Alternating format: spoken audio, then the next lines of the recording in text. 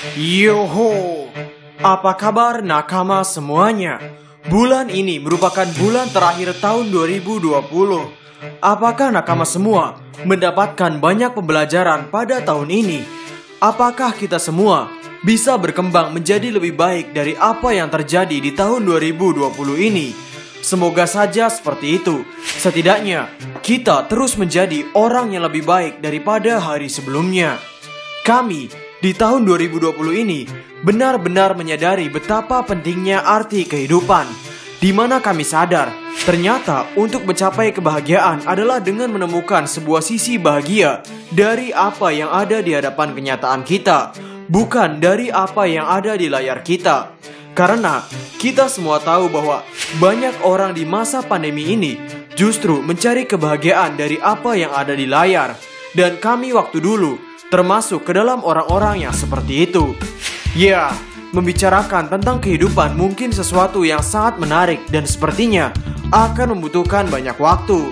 Ngomong-ngomong, hal yang akan kita bahas dalam video kali ini adalah mengenai detail-detail kecil tentang apa yang ada pada Arc Wano Kuni.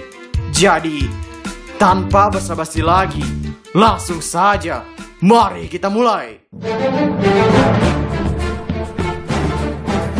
Arc Wano Kuni merupakan sebuah arc yang sudah disiapkan oleh Eiichiro Oda sejak sangat lama. Bahkan, salah satu karakter yang kelahiran dari Wano Kuni sudah dimunculkan sebelum Luffy mencapai era baru, yakni pada arc Thriller Bark kita melihat zombie milik Ryuma. Dan kita semua tahu bahwa pembicaraan mengenai motif pakaian milik Zoro dan Luffy itu sudah menjadi pembicaraan yang hangat di kalangan para op lovers. Hal ini dikarenakan banyak para op lovers merasa bahwa motif yang Oda gambarkan pada baju kapten dan si kepala lumut ini merupakan sebuah clue terselubung. Mari kita lihat milik Luffy terlebih dahulu. Luffy ini digambarkan dengan sebuah bulatan besar di tengah, dan ada beberapa lingkaran yang mengelilinginya. Jika dihitung, jumlah lingkaran ini merupakan 10. Dan kami rasa kita semua tidak asing dengan penggambaran motif seperti ini. Karena pada saat arc Alabasta, ya sebuah arc di masa lalu yang benar-benar berkaitan dengan cerita Wano Kuni ini, di arc tersebut, warga Alabasta terlihat ada yang mengacungkan sebuah bendera dengan motif yang hampir mirip, yakni sebuah lingkaran besar dan ada beberapa objek yang mengelilinginya. Jika dijumlahkan, sebetulnya objek yang mengelilingi bendera ini berjumlah 8. Ya, kami paham, secara angka tidak sama persis dengan motif yang ada di baju Luffy, tapi kami akan menjelaskan hal ini untuk poin utamanya. Mari kita lanjut.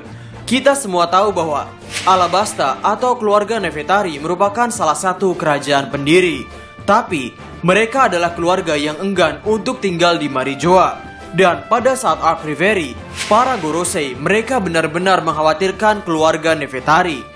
Mereka bahkan menganggap keluarga Nefertari sebagai keluarga pengkhianat. Dan dengan melihat bahwa di Alabasta terdapat sebuah poneglyph yang penting yang berisikan senjata kuno Pluton, menandakan bahwa Alabasta sepertinya memiliki peran yang cukup besar untuk menjadi pihak yang melawan pemerintah dunia One Piece. Dan dalam banyak teori tentang kerajaan kuno milik kami sudah sering menjelaskan bahwa sepertinya Alabasta merupakan sebuah kerajaan yang juga bersekutu dengan kerajaan kuno. Atau setidaknya, kerajaan ini memiliki visi yang lebih manusiawi ketimbang visi pemerintah dunia. Sehingga, karena itulah, kerajaan Nefertari enggan tinggal bersama dengan 20 kerajaan pendiri. Sekarang pertanyaannya, sebetulnya apa arti dari lambang yang muncul di arc Alabasta ini? Sebuah lambang bendera seperti ini, apalagi bendera ini ditampilkan pada sebuah kerajaan, biasanya mengartikan sebuah kondisi alam. Sebagaimana kita melihat arti dari lambang bendera pemerintah dunia. Arti dari lambang pemerintah dunia adalah keempat lautan yang sepertinya di bawah kendali pemerintah dunia. Keempat lautan itu adalah East Blue, West Blue, South Blue, dan North Blue. Poin lambang ini lebih meyakinkan lagi setelah kemunculan tirani kosong yang ada di Marijoa. Sebuah tahta kosong yang ada di Marijoa ini menggambarkan secara jelas tentang Grand Line, lengkap dari awal hingga akhir. Sehingga sekarang pertanyaannya lagi, apa arti dari lambang yang muncul di arc Alabasta ini? Melihat bahwa Alabasta memihak dengan kerajaan kuno, Dan kerajaan kuno sejauh ini seperti sebagai kerajaan yang benar-benar memanusiakan seluruh ras yang ada. Seperti sebagaimana Joy Boy yang mencoba untuk menarik ke atas manusia ikan. Bagaimana jika sebetulnya arti dari lambang ini adalah ras-ras unik yang ada di dunia One Piece, seperti ras Sukuming, ras manusia ikan, ras kurcaci, ras raksasa, ras ors, dan masih banyak lagi.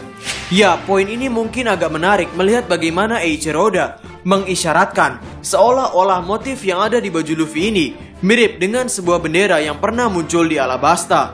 Kemudian, poin utama yang akan kita bahas itu adalah motif yang ada di baju Roronoa Zoro. Yap, sang kepala lumut ini diberikan motif pakaian yang menarik.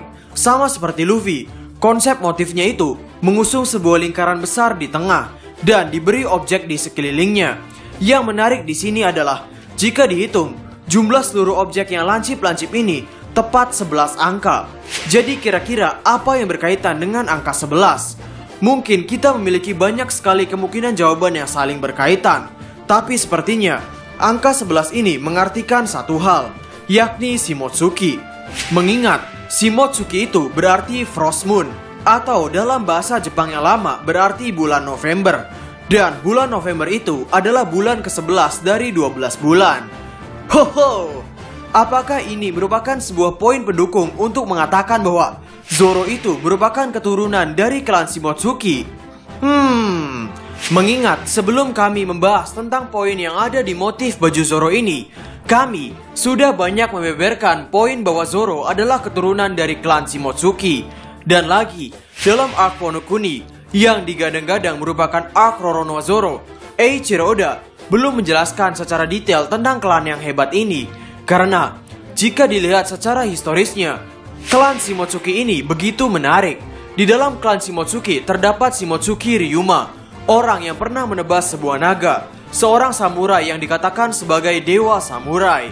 Kemudian ada Shimotsuki Kozaburo, seorang warga Wano Kuni yang dikatakan 50 tahun yang lalu sudah meninggalkan Wano Kuni, yang artinya ia terlebih dahulu meninggalkan Wano Kuni dibanding Oden Kozuki. Ditambah mengenai pedang ciptaan Shimotsuki Kozaburo, yakni Enma dan Wado Ichimonji. Kedua pedang hebat tersebut ditempa oleh orang yang sama dan sekarang berada di tangan orang yang digadang-gadang merupakan keturunan dari klan Shimotsuki, yakni Roronoa Zoro. Sehingga dalam pandangan kami, masa lalu Zoro sepertinya baru akan diceritakan ketika nanti Zoro benar-benar menggunakan pedangnya. Maka kesimpulannya, dari banyaknya apa yang diperbincangkan oleh para lovers yakni mengenai motif baju Luffy dan baju Zoro, Eiichiro Oda memang sepertinya menaruh clue terselubung mengenai hal ini. Namun, untuk motif Luffy sepertinya itu merupakan motif yang hanya digunakan untuk menutupi clue yang sebenarnya. Karena clue yang sebenarnya adalah motif milik Roronoa Zoro. Mengingat motif milik Luffy yang terdapat 10 lingkaran di sekelilingnya ini, kami belum menemukan sesuatu yang benar-benar cocok dengan makna lain yang ada di dunia One Piece. Sedangkan Roronoa Zoro memiliki motif dengan objek sekelilingnya yang mana memberikan angka 11. Sebuah angka pas yang dimana angka tersebut menunjukkan bulan November. Dan nama Shimotsuki dalam bahasa Jepang lama berarti bulan November. Sehingga ini semua bisa memperkuat kemungkinan kita semua bahwa Zoro merupakan keturunan dari klan Shimotsuki. Terlebih lagi, arc ini merupakan sebuah arc yang digadang-gadang merupakan arc milik Roronoa Zoro. Mengingat konsep cerita yang menunjukkan tentang samurai. Belum lagi mengenai haki raja milik Zoro yang dikatakan akan dimunculkan dalam arc ini. Kami masih belum sempat untuk membuat naskah video tentang haki raja milik Roronoa Zoro. Karena ada banyak sekali poin yang harus dibahas mengenai dasar tentang haki raja. Dan mengapa Zoro sebagai seorang anggota bajak laut yang notabene-nya bukanlah seorang kapten masih bisa untuk memiliki haki raja? Ya, mungkin hal itu akan kami bahas pada video-video selanjutnya. Pokoknya, nantikan saja video kami tentang haki raja milik Zoro, karena videonya bakal super duper lengkap. Sehingga itu saja video untuk hari ini. Bagaimana menurut nakama semuanya? Berikan komentar kalian atau berikan koreksi kalian semua atas teori kami tersebut di kolom komentar di bawah. Jadi, kami Diskus OP Dan terima kasih banyak.